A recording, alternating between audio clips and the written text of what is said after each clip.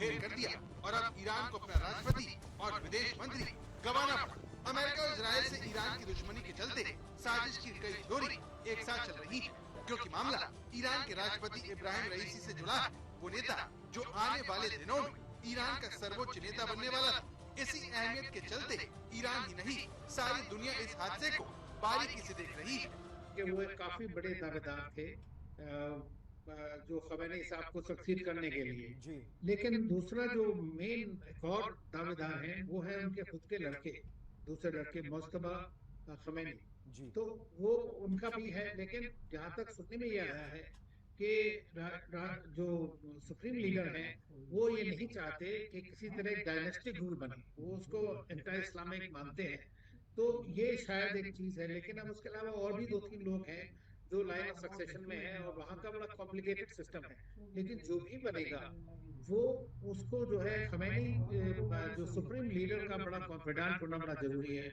दूसरा जो वहाँ पे काउंसिल है वो डिसाइड करेगी कि किस सबको बड़ा स्क्रूटनाइज करते हैं वो पूरी तरह से। सवाल उठ रहा है कि अचानक ऐसा क्या हुआ कि सिर्फ रईसी का ही हेलीकॉप्टर क्रैश हुआ? क्या ईरान के राष्ट्रपति के हेलीकॉप्टर को किसी ने निशाना बनाया और हादसे का रूप दे दिया? ऐसे ही सवाल लोग उठा रहे हैं।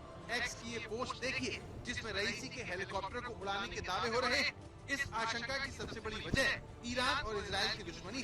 हाल ही में दोनों देशों ने एक दूसरे पर मिसाइल हमले किए। इजराइल ने ईरान की मिसाइल और ड्रोन मार गिराए और बदला लेने की धमकी दी। अब सवाल ये कि यह हादसा ईरान और इजराइल के बीच तल्खी का नतीजा है। क्या इसके पीछे इजराइल की खुफिया एजेंसी मोसाद का हाथ हो सकता है?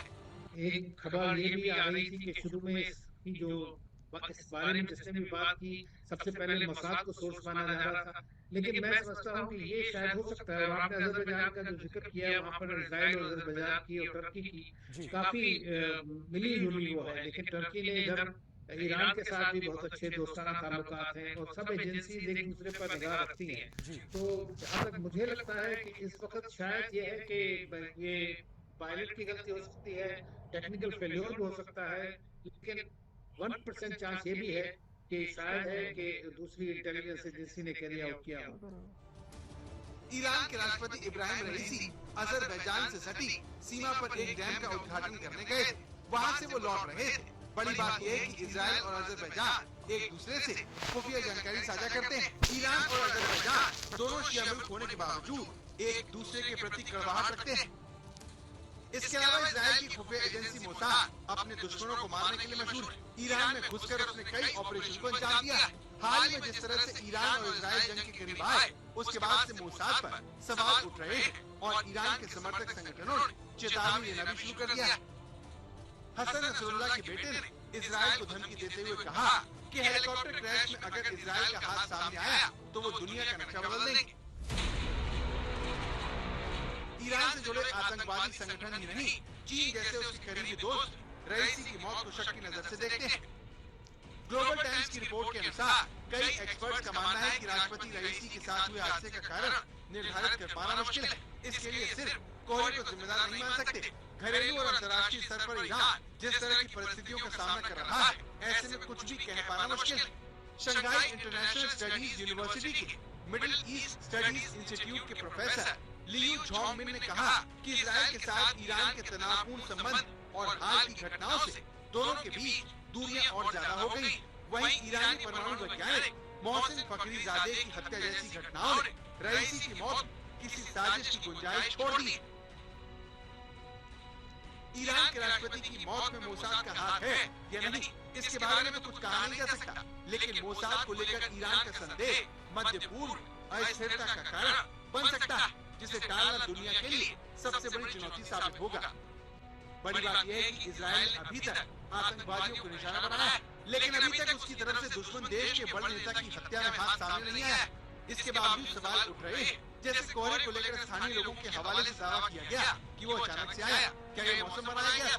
इसी तरह दावा हो रहा है कि ईरान और मध्य पूर्व के एक बड़े हिस्से ने मौसम 4 से 19 मई का पूरा दिन हटा दिया। क्या ये लोगों को ये देखने से रोकने के लिए है कि कोहरे का कारण क्या था?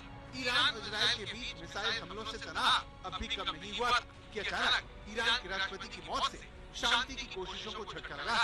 ये भले ही हादसा हो, लेकिन दोनों देशों के बीच दुश्मनी के चलते मोसाद पर उंगलियां उठती रहेंगी। जो ये दुखद दुर्घटना हुई है ये कई कारणों की वजह से भी हो सकती है और इसका केवल एक सिंपल कारण भी हो सकता है।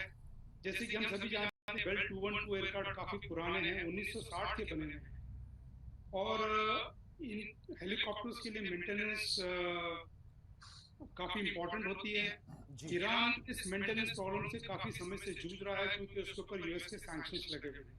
एक रीजन सबसे बड़ा ये भी हो सकता है कि हो सकता है कि इन हेलीकॉप्टरों का रख रखाव ठीक से ना हो पा रहा हो। जी दूसरा रीजन जैसे कि इस घटना में बार बार आ रहा है कि वहां पर मौसम यकायक बदल गया और केवल एक ही हेलीकॉप्टर उसकी चपेट में आया। तो इसका एक रीजन मेरे दिमाग में पहले आता है कि ये तीनों हेलीकॉप्टर जब उड़ते हैं तो इनके बीच में थोड़ी दूरियां होती हैं, ये आपस में एक कम्युनिकेशन बना के रखते हैं ठीक और इनको प्रोटोकॉल फॉलो करना था क्योंकि ये वीवीआईपी को कैरी करते हैं। हो सकता है कि राष्ट्रपति वाला हेलीकॉप्टर यकायक मौसम की चपेट में आ गया हो और उसने पीछे आने वाले अपने दोनों हेलीकॉप्टर और साथियों को रेडियो ट्रांसमिशन की तरह से सूचना दे दी हो। इस हादसे के साथ साजिशों के कई कोण भी जुड़ जाते हैं। एक तरफ ये बात होती है कि ईरान कई सालों से परमाणु बम बनाने की जुगत में लगा था, एक